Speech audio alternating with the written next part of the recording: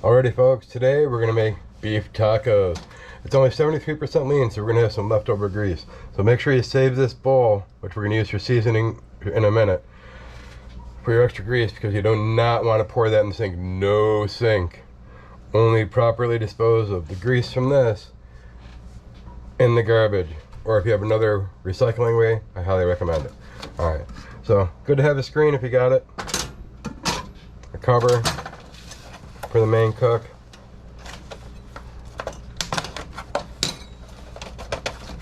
Use what you have on hand to open her up. Always smell the beef before you use it, because sometimes, no matter what, expiration dates are a myth. Sometimes, not all the time. But always pay attention, okay? Highly recommend it. So at this stage, we can actually break it up by hand pretty easy. And then as soon as you're done doing that, make sure you wash your hands real quick. So I already turned the heat on high just to get it started. This definitely won't take long. Alright, now that's good and spread out, so you'll have some really tasty stuff. Now hold that thought, I'll be right back. Alrighty, so it's been maybe less than a minute to wash the hands. Remember to keep one tool that you can use for your raw meat. You can stir all that around. You hear that sizzle, you know it's cooking pretty good.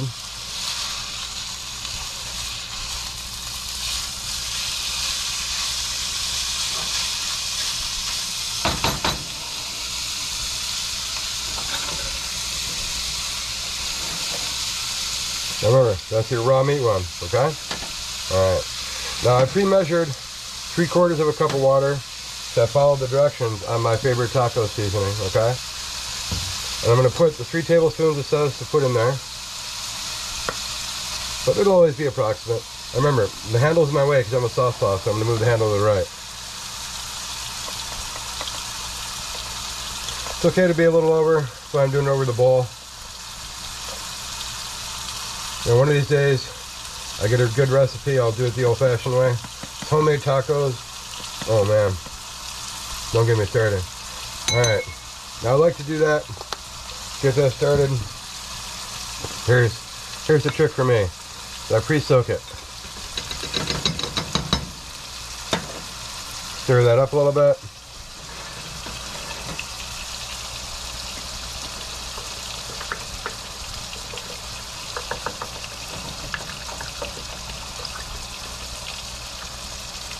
Alright. Now there's going to be some pretty tasty stuff in there. Spoon is empty. Save this for your leftover grease. Another thing is, make sure it can handle the heat. Usually they're labeled. I bought one from another foreign country once that said, eat safe, because they left out the H. And immediately broke when I put bacon grease in it. So you make sure you get the ones that say heat resistant, not eat resistant. But I can't make that up, man. That's how crazy some of the stuff is from other countries. I love the other countries, just sometimes not always quality product. And no offense to them, their country, their ruler, their maker. This is how the world works.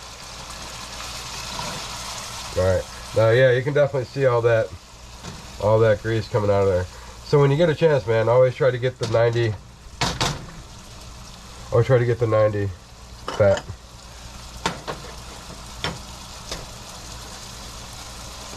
Set that off to the side, that off to the side. That is going to turn into awesome goodness in a minute. And the one thing you can do, I'm going to add my pepper right now. Probably add a little more once on there. Same thing with garlic. I'm a big fan of the garlic. And since I don't have any fresh onions, don't tell the wife, but I'm sneaking in a few of these. Love you, honey.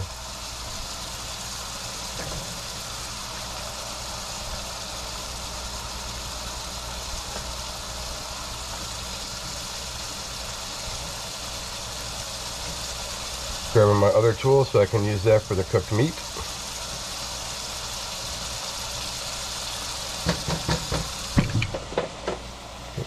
I just back the GoPro, so hopefully it's still in position. Hopefully.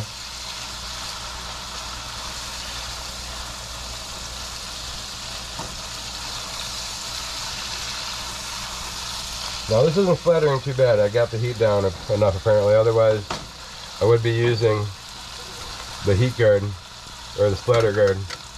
It's pretty handy. Also, good tip. This is great for heating up your shells while you're cooking the last second, or you can use the pan if you take your beef out. Good tip. Okay, hold that thought. I'll be right back.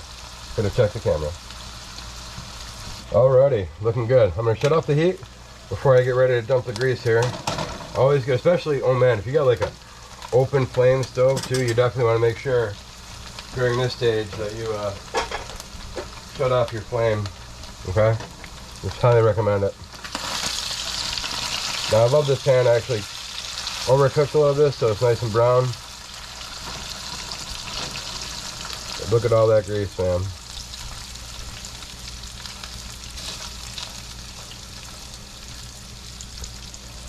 Mmm, grease.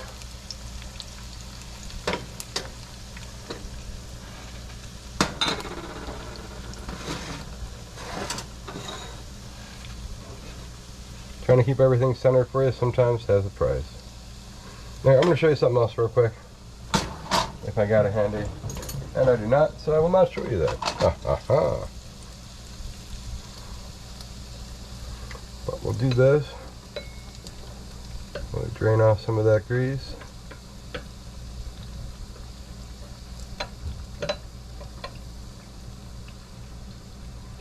Well, I can use a big spoon or a ladle, but I don't have either handy. I'm not going to make you wait.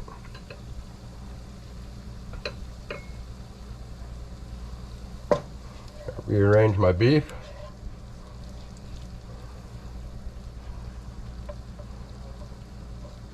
Hold it all back. A little more drainage.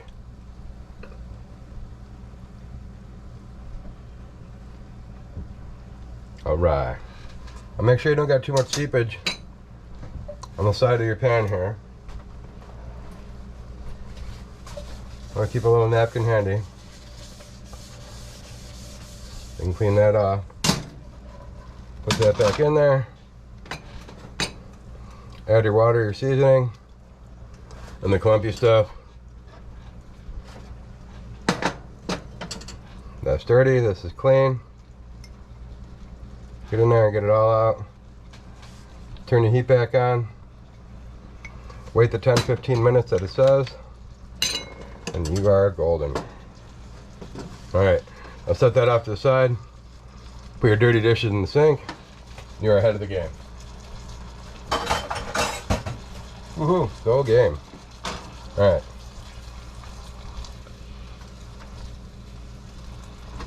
Pretty easy.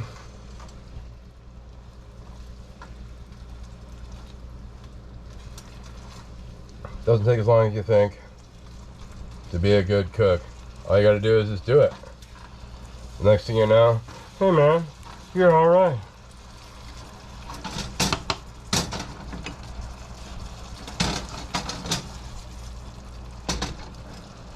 Let that simmer for a few minutes. This is where you're gonna add your garlic.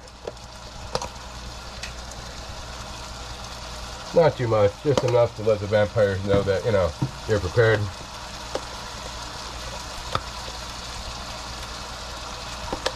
They never fill out fast enough, so there you go. I'm a big fan of the chives. And again, dash more black pepper.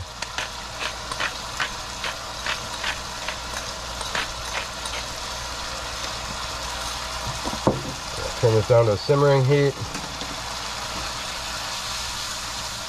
And I'm glad I got this pan. It's a really good non-stick pan.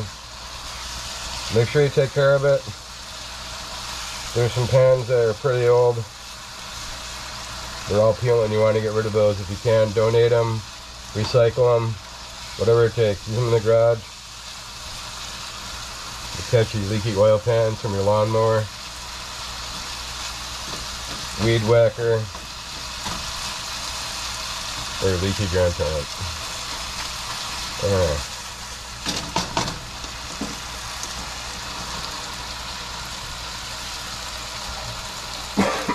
Remember, if you got a cough, turn your head to the side. It's your food, but hey.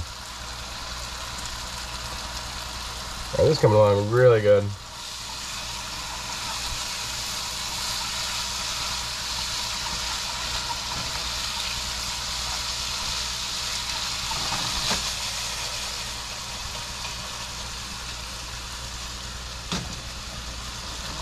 Should be about maybe 10-15 minutes cook time.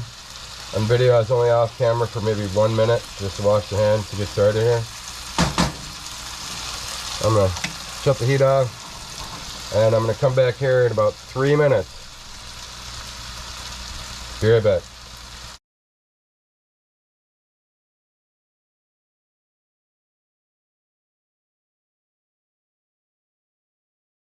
Alrighty folks, longest 3 minutes ever. Now you can start waiting that 3 minutes or whatnot, but you can definitely see one more time, better English. You can definitely see that I drained off all that grease. So you know, I'm allowed to pick on myself because I have a speech impediment.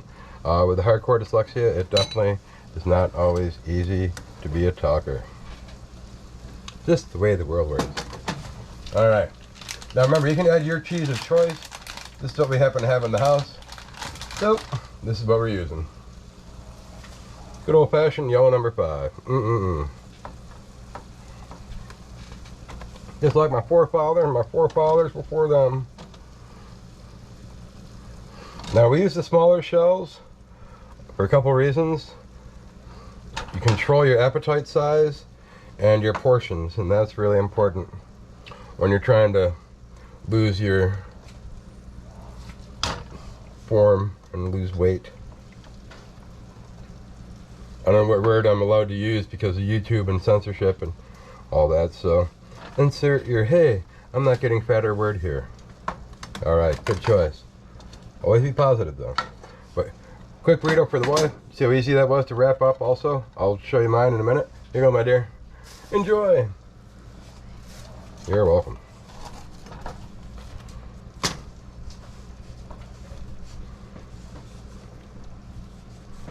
I'm a little more traditional. I like a lot of cheese.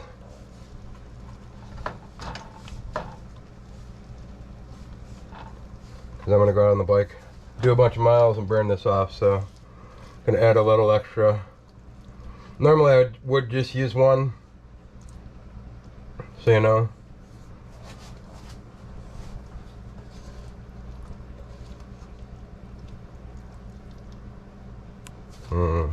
Homemade burrito. Gonna be so tasty. Alright. Sides.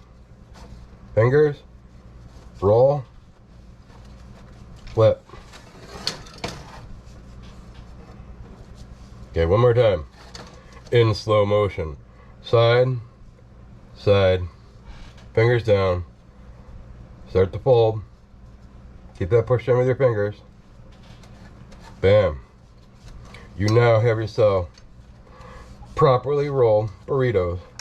Now I didn't add hot sauce, which I normally do also, but I'm going to have hot sauce dip, which is even better. The only problem is I got a big thick mustache, so you'll figure it out. Alright, enjoy. A little bit of leftovers for 2 more burritos tomorrow or later tonight. And have a good day, everybody. That's how you cook homemade burritos with store-bought stuff. Enjoy. Alright, that was really good. I'm pretty full for those 2 small burritos. But it's good to have a light dinner, or in this case, late lunch. By the time we took to eat, this has cooled down pretty much, so this can go right from stove or oven right to the fridge.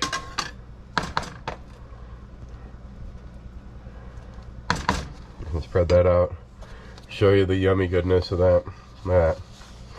I wish you could smell it. It smells so good.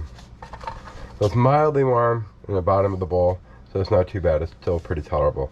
If you're going to put this in the fridge, make sure you put it by itself or on top of something that can take the heat. Not like butter or anything, but you'll figure it out. If not, well, you'll figure that out too. Alright, take care. Enjoy your leftovers. Like, share, subscribe.